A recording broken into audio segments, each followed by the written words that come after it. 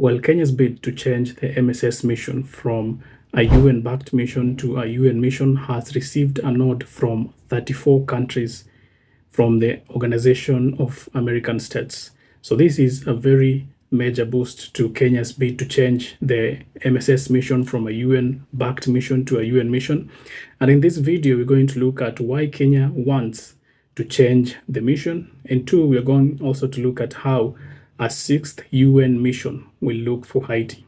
These are the two main things that we're going to deal with in this short video.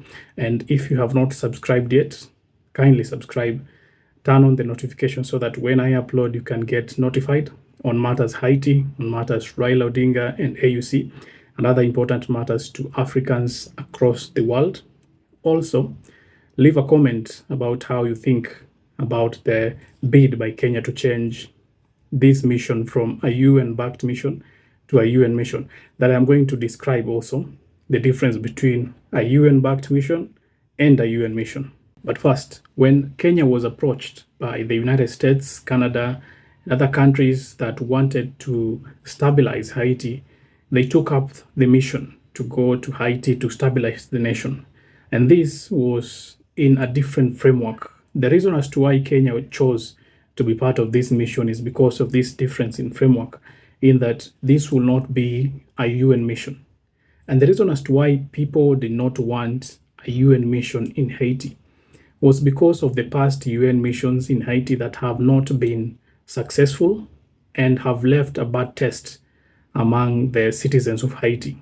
The last UN mission, the last UN peacekeeping mission, that is MINUSTAH, was devastating to the people of Haiti, as it left a trail of cholera outbreak that ended the lives of about 10,000 Haitians. The UN also left a trail of sexual abuses in Haiti that have made UN responses to Haiti to be unpopular and not have the support of the majority of nations around the world.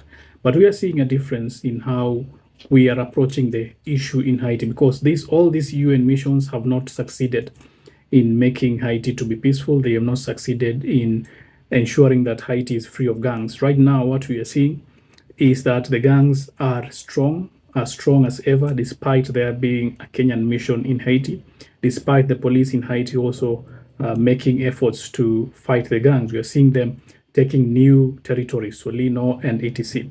So the reason as to why Kenya is now very interested in changing that mandate is because of the changes that are happening around the world. And most importantly, one big change that is happening in one main donor.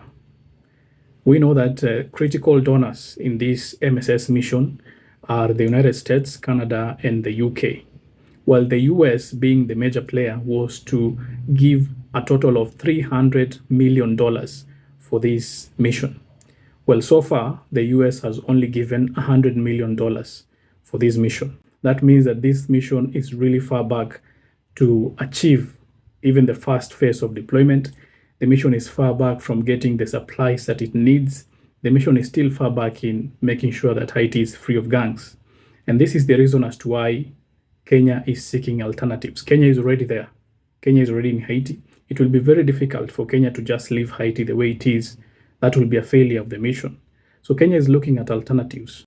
What alternatives can be there about rescuing the situation in Haiti, as well as maintaining the name of the Kenya police that have already deployed in Haiti. So the rest of the $200 million that was supposed to be donated by the United States to Haiti to fund that mission is still in the Congress. And having the elections of the United States being done, there will be a change of regime.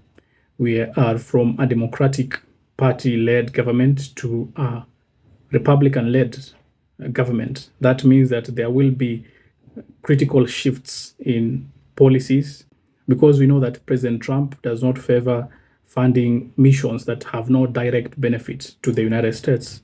So that is the reason as to why Kenya is having these options, that the best option right now to do is to change this mission from a UN-backed mission to a UN mission. And the reason is because now the channels of funding will be different. Kenya will not be depending on the United States to give funding, to give everything for the success of this mission. It will be depending on the UN, which is independent. It is not hooked to any regime change or anything. So the United Nations is a system. Whoever comes in as the Secretary General will still continue as long as countries have given an assent. But what we know is that previously, Russia and China rejected the move to change the MSS mission to a UN mission. And the reason was that the MSS mission has not even gotten to the full deployment yet.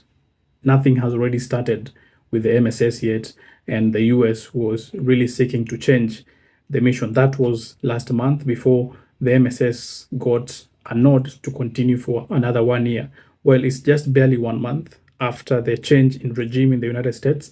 Now, Kenya is very much interested in changing this mission from being pegged to the United States to being a United Nations mission. And that regime change counts as one of the major reasons as to why Kenya wants to escape that trap of leaning so much towards the United States, when we know that there will be a different president who might not accept the deals that have been made by President Biden to support the Kenyan mission in Haiti. Well, what is the difference between a UN mission and a UN-backed mission? There are three things or three aspects that you need to consider when you want to differentiate between a UN mission and a UN-backed mission. The first aspect is the control. Who is controlling this mission? A UN mission is controlled fully by the United Nations, but a UN-backed mission is not controlled by the UN. It is controlled by the member states that have contributed towards this mission. In this case, this MSS mission is controlled by Kenya as the lead nation and by stakeholders like the US, UK, Canada, France, and other countries that have contributed, including Jamaica, that have contributed to this MSS mission. The second aspect that one has to consider is the funding. In a UN-backed mission, it is the member states that contributes the huge bulk of the fund for this mission. That is why the MSS is leaning towards the US, UK, Canada to provide the funding for this mission. But in a UN mission, it is the UN that provides the funding. That is not to mean that in a UN-backed mission, the UN will not provide funding. In fact, in this MSS mission, the UN has provided close to 90 million US dollars for this mission. The third aspect that you need to consider is the mandate. In a UN mission, the mandate is from the UN. That is a UN mission mandate. But in a UN-backed mission, we have the mandate from the member states who will sit and discuss what the mandate will be. So that is the difference between a UN and a UN-backed mission. When you have a mission outside your country, when a country deploys to another, you must have the assent of the United Nations as a global body. That is why all missions that are not UN will be UN-backed so that it can have the international community aspect. And Kenya is not new to UN-backed missions. Just our neighbor here in Kenya, Somalia, has had a mission for quite some time since Kenya went into Somalia in 2012. That changed to be a UN-backed mission that now is AMISOM and will transform to be ATMIS later in the year. So UN-backed missions have existed. They have played a huge role in international community peacekeeping missions, and MSS is not the first one. MSS is not the first UN-backed mission that Kenya has attended. Kenya has attended AMISOM, as I have said, and there are other UN-backed missions across the world that are active. So this is not a unique kind of a mission, but it was special for Haiti because this is the first UN-backed mission for Haiti because of the kind of reputation that the UN has in Haiti. But as we are seeing right now, there is a call by Kenya to go back to a UN mission in Haiti. Now, how will a sixth UN mission look for Haiti? First, before we go there have been 5 other UN missions in Haiti. Well, the first mission was in 1993. That is from 1993 to 1996. We had the United Nations mission in Haiti, UNMI, and the mandate was to restore democracy, help with police reform, and support the Haitian government during a transitional period after the military coup. The second mission was from 1996 to 1997, and that is the United Nations Support Mission in Haiti, UNSMIH. And that mandate was to support professionalization of the Haitian National Police and maintain a stable environment. The third UN mission was in 1997. This one took just a few months, and it was the United Nations Transition Mission in Haiti. And the mandate of that was to focus on further strengthening the Haitian National Police. The fourth mission was from 1997 to 2000, and that is the United Nations Civilian Police Mission in Haiti. And the mandate was to assist with the development of the Haitian National Police. And then the fifth mission, that is the recent mission that is mostly talked about, is a mission that took place from 2004 to 2017, and that is the United Nations Stabilization Mission in Haiti, MINUSTA. And the mandate was to stabilize Haiti after political unrest, rebuild institutions, and provide security to Haitians. So these are the 5 UN missions that have been in Haiti, but all of them, as we can see, the situation in Haiti today have not been successful in warding off violence in Haiti. Still, we have gangs coming in, we have violence from gangs, we have a sense of instability, people have been displaced, others have lost their lives, and we can see a state of chaos even right now as planes are being shot in Haiti. So what mission will this targeted 6th mission lead to Haiti? Because we have seen 5 missions in Haiti that have not been able to be successful. Most of these missions have been to strengthen the Haitian National Police, and that is also the mission of the MSS. It is to strengthen the Haitian police and make the Haitian police to be able to ward off the gangs and save lives or prevent further loss of lives in Haiti. That is still in struggle, but perhaps the difference that Kenya will make in this mission is that this is the first UN mission that will be led by an African country in Haiti.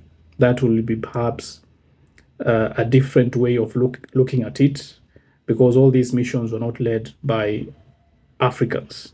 Even if it is a UN mission, you will have the top leadership, and I believe it will still be maintained as Kenya, because already this process has already started. If at all this will be a UN mission, we are looking at a force that now will have all the support that it needs from the UN, but it will have a different battle, and that will be a battle of gaining the trust of the Haitians. It will be very difficult for the UN to gain the trust of the Haitians. Once they do away with those gray helmets, they will have to put on the blue helmets to represent the UN. And once they do that, it will be a question of whether the Haitian population will accept them to be in their country, or will it bring a totally new conversation about the fact that the UN is again coming to Haiti. The gang leaders have expressed themselves and say that they will not allow the UN to step their foot in Haiti again after what they did. And it could just be a sense of justification for whatever they will do after that, that they didn't want a UN mission. So it still has a lot of questions, even if this will be approved, because Kenya now has 34 countries backing it. These are the Organization of American States, as I started by saying, and these countries have given a nod to the Presidential Transition Council in Haiti that you should go ahead and recommend for a UN mission in Haiti, change the MSS mission to a UN mission so that it could get enough support, enough financial and technical support to fight the gangs in Haiti. That will be a 6th attempt at restoring the peace in Haiti by a UN mission. We hope that this will work, because the situation in Haiti is dire. 500,000 people plus have been displaced, and that tells you the gravity of the situation, that there is a need to maintain the peace in Haiti and make sure that everyone lives their lives to the fullest without the risks of violence from gangs. So we will still follow up on what Kenya is aiming for, if at all they will be granted to have a UN peacekeeping mission in Haiti.